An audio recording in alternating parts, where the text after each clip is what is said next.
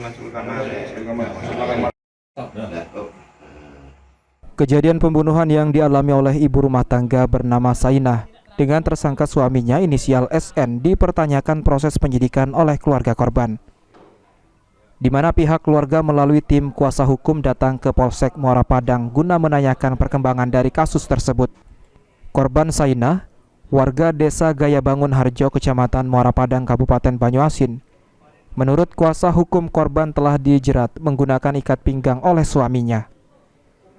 Oleh karenanya keluarga korban meminta kepada polisi menjerat tersangka dengan pasal 340 KUHP tentang pembunuhan berencana. Kami menyaksikan dengan jelas beberapa adegan yang diperagakan itu, menurut keyakinan kami, pendapat hukum kami, bahwa kuat dugaan si tersangka ini telah melakukan tindak pidana pembunuhan ya.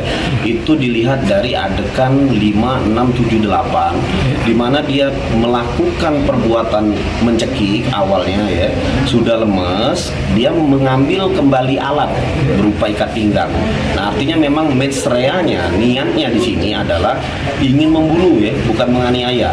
Karena kalau cuma menganiaya cukup dicekik saja, ketika sudah lemas perbuatan itu terhenti ya, itu terhenti.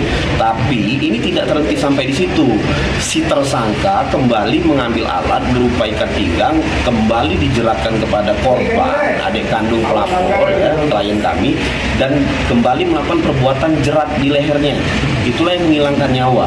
Artinya di sini kami berkeyakinan bahwa perbuatan tersebut memang bertujuan mens rea untuk menghilangkan nyawa si korban.